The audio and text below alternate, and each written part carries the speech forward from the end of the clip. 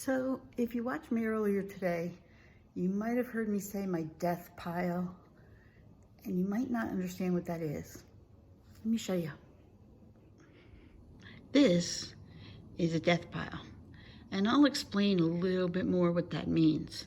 But if you've been doing eBay for a while, you probably know what it means. But if you're new to it, or you've never tried eBay before, this is my process and how we do things.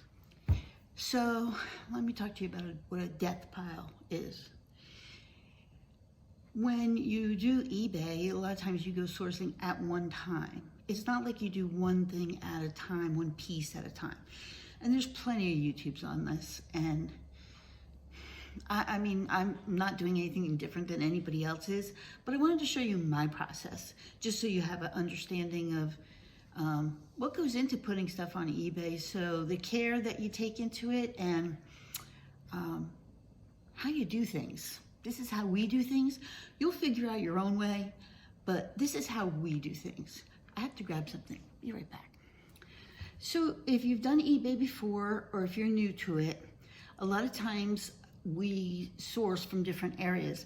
One of our main source areas is the Goodwill, like everybody, right?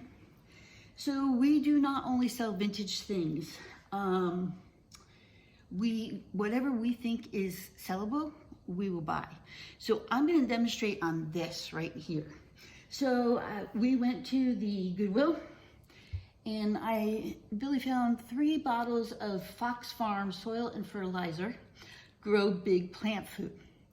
So online, this is going for $24.95. We got it for $4.49 plus a discount because we're seniors. Anyway, so the first thing I need to do before I even go onto eBay is I got to get rid of this Goodwill ticket here, sticker, whatever you want to call it. So there's a couple of things. Because this is plastic, I'm just going to use wet paper towel. And basically you just put the wet paper towel over top of it and let it sit for just a few seconds. Things that I got at garage sale, actually Billy got most of this stuff, who am I lying? But he got this today. So this is vintage. It is a hand-painted Takahashi in San Francisco. It's a tea kettle with a sea otter on it. Isn't that cute? So he got this at the garage sales in our community. So the first thing I like to do when I get things home, because unfortunately one of the things we all know is you look at it at the store, you can look at it 3 million times, but it's not till you get home till you see the crack or the chip. So I'm gonna look at it. I'm gonna run my fingers along edges for any rough spots. I do feel a rough spot right here on his toe. And I'm gonna look, it looks like it's a glazed skip. And how you would know that is that the inside ridge is kind of like this, so it just didn't cover there. So it's not a chip. I'm gonna look on the inside, around my finger, no chips. I'm also gonna do this. It sounds solid. If I heard like pink, pink, it could mean that there was a crack. So I do wanna check it. And I don't see any chips there. The bottom, I don't see any chips. This black stuff, I'm gonna show you how to get rid of that. Okay, so this is a magic eraser. If you don't know about these are wonders. You only use water. So I'm going to clean the top of the teapot right here with my magic eraser. I'm just gonna go inside it like that. And because he got this at a garage sale, there's no stickers to take off. But, so I see another glazed skip right there, which is fine. That's no big deal. Glazed skips are forgivable. Chips are not. Okay, so you see that there's some darkness right here and here from age and wear. All you do is take your magic eraser and scrub it. And really, it takes very little time and energy to do this. But when you're taking pictures for eBay, it's important that your item look clean and in good shape. So you can see most of it's done. This is glaze right here, nice and clean. Okay. So that little guy looks in good shape. So what I do is I take it from this side, and a little trick. I put it on my kitchen table. I have a big kitchen table, but I put it on my kitchen table because it reminds me every day to put stuff up so I can have a clear table, so I can have my dinner. Okay, so I took it from over here, I cleaned it up, it's ready to go. I'm gonna set it over here. Let's go back to this bottle. So this has not been on very long. I'm gonna try and peel it off. It's still a little hard, so I'm gonna put this back on here a little bit. Really soak it up.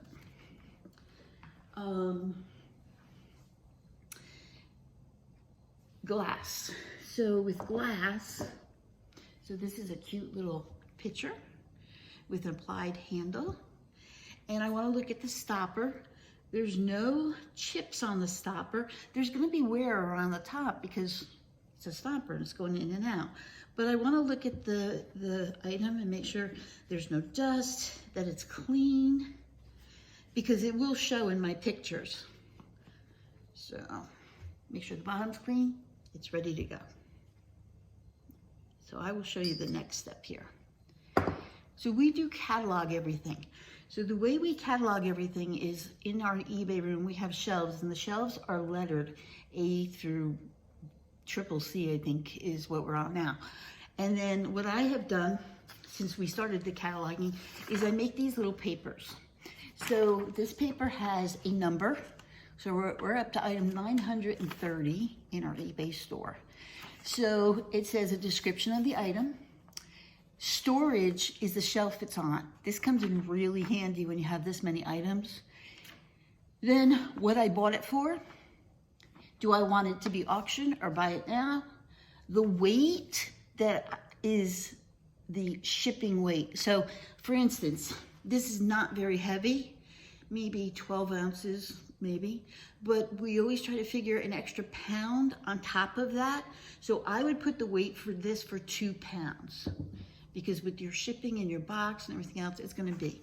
So I always give myself a little extra leeway, and then if we're within that number or we're over that number, Billy always adjusts it and gives the credit back to the buyer. The platform I want to put it on. So a lot of times, most times, when I buy stuff or cure stuff, I will always try to put it in my live sales first, because I'm not paying fees on that. So I'm going to put it in my live sale at a better price than my eBay price.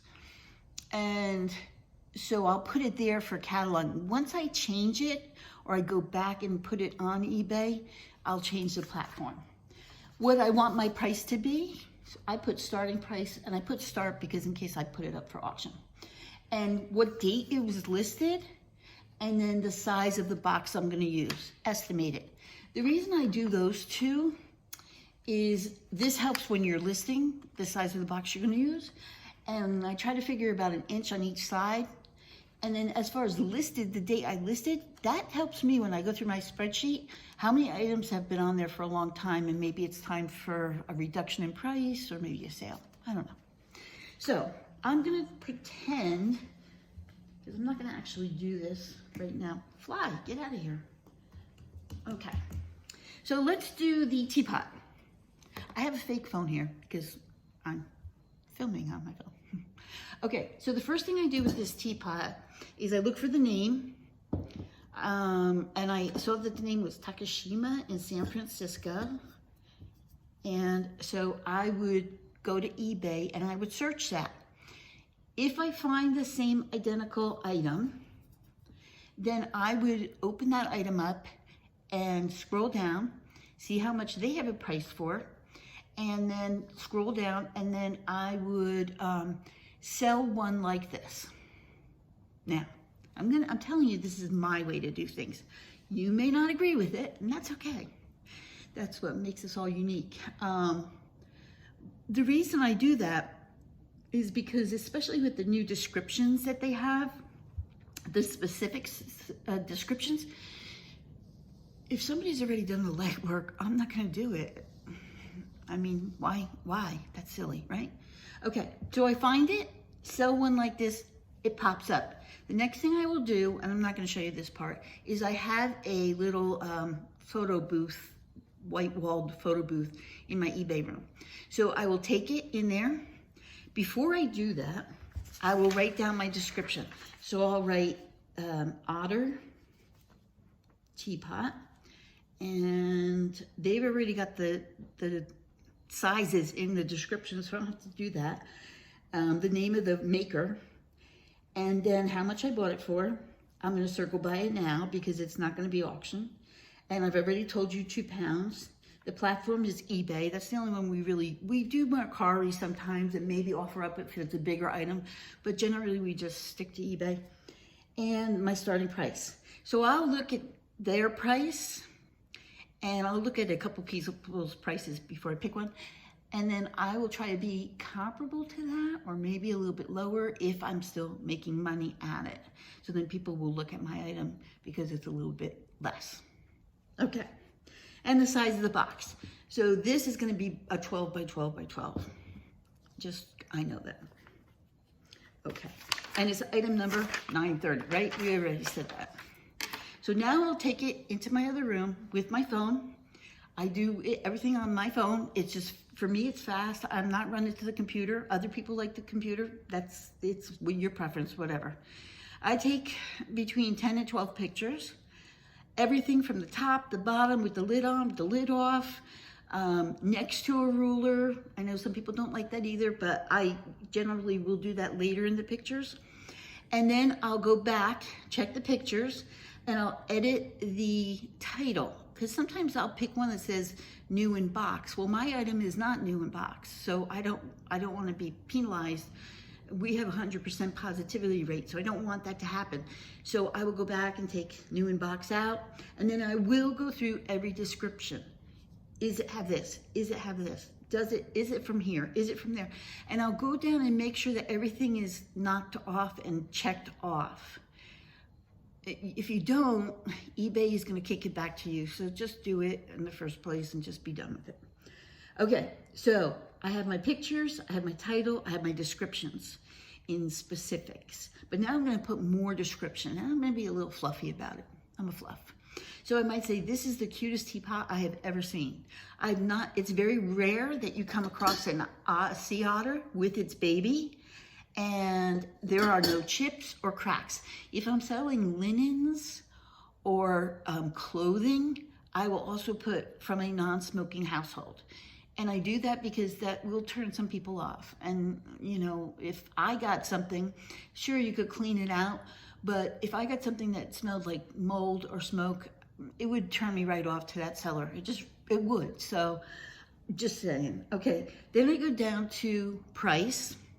And I always put offer, buy it now. It depends on the item. Will I entertain offers? I don't usually do that right away because we tend to always put our whole store on a percentage off, like a sale. So it's gonna come down anyway. So I'm not gonna entertain bids or offers. And I will tell you, some people really lowball you. They're just ridiculous. And then I'll do my packaging, the size of my box that I'm going to use, which I calculated ahead of time. And then the policy that I'm going to mail it under. So it depends on what it is, if I pick medium mail, whatever it is. And then it will automatically calculate what the estimated shipping is going to be. And then the next thing I do is set it for sale, you know, and that's it. If I have an error in it, usually it'll kick it back to me right away. Okay, now I took my pictures. As soon as I take my pictures, before I come back and do my descriptions, I go put it on one of my shelves. If there's room on E, I do have a shelf H where I try to put most of my pottery and dishes and stuff. Glassware goes in the hutch. And so in my head, I know kind of where to look for it. But let's say I put the teapot on E. Under storage, I would put E. In my specifics, in the description specifics, there's a tab on the bottom that says custom SKU. That's where I put that. I would put 930 space E. So when this sells, if I'm not here and Billy has to pull it and he didn't see where I put it, he can easily go into the custom SKU. He can see it's on shelf E and it's number 930, and he'll go on shelf E and he can just look for the item and then pull it. Once we sell it, he will bring this paper, which once I put it on the spreadsheet, I put the paper inside the item or next to the item. He'll bring this paper out and he'll put sold and the date. That tells me when I go on the spreadsheet, I put the sold date and how much it actually sold for. So if I wanted to calculate like how much this item made me, you know, I don't include feeds or anything like that, but that's how I work it. Also, how long it was on the shelf. Why? Well, if I come across another teapot and it's not selling that quickly, I'm more apt maybe not to buy that. So that's just my thought.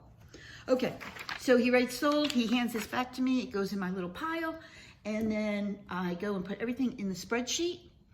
Once it's in the spreadsheet, if it's a new item, I go back into eBay and I put them all at one time. I don't do them individually, so I'll have a stack like this. Like these have all been put on eBay today or yesterday. So once I've got these in the spreadsheet, they will go in, I'll go to the shelves and tuck them in wherever they belong. So this is what a death pile is. When we're both working on it together, we can get through it pretty quickly. We're fast with it because we're not super professional photographers. We know what you're looking for, and we always put in our description, ask questions, see pictures. If there's a chip on something, I take a picture of it. If there's a scratch on something, I take a picture of it. Because I'd rather you know up ahead of time than you get it and I didn't disclose it and now you're upset. I don't want that. I want a customer who will come back. And we do have a lot of repeat customers. Let's go back to this bottle. So there we go. So I'm going to show you, all I need to do is scrape this off. The water took it softened it up enough where I can scrape this off. I do have a little plastic scraper, which would probably be easier to do, but so if I had a little bit of glue residue, I would use Undo. I use that on paper and books, magazines, things like that. Okay, so the sticker's off. There's a little glue residue, so I'll get that off. And then I will look this up. It's selling for $24.99 regular price. So I might put it up for $18, maybe $15 because it only cost me $4. So I'm making money on that. So I just wanted to let you know what a death pile was because I mentioned that this morning in my lives and somebody said, what's a death pile? And if you don't do eBay, you might not know what that is. If you do eBay or you're just starting, I do suggest 2 people that you can watch on YouTube. One is Harry Tornado, and he sells anything from shoes to golf clubs. He loves golf clubs.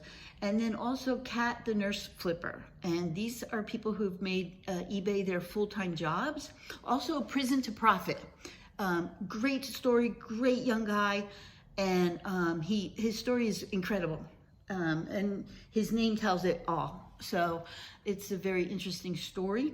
So those are 3 people. There's many people who do this for a living. But those are 3 that we kind of latched onto that seem to give really good information. And we've learned a lot from and we've been doing this since 2019. So we've been doing it for 19 years. So, I mean, there's always something to learn. Shipping, that's going to be your hardest thing to figure out calculations and that. You're just going to have to learn by trial and error. I suggest you do small items first, and so you can kind of get a feel of box sizes and weights and prices, which just increased. And so I think that that's all I have to tell you. I hope that was helpful. You can always ask questions if you have any questions. I mean, I'm not a guru on it, but I can give you some answers. Billy knows more about it than I do. And it'll probably take me 3 days to go through this death pile. I'm gonna be honest, because I'm not gonna do it all in one day. I get bored real quick. So, and anything that I'm gonna put in my live sale is over there. There's a table. And so once it's been in a live sale, I let it sit there for like 2 days. And if there's no interest from the live sale, then it will go on my desk pile. Yep. You guys have a great week. And thanks for watching.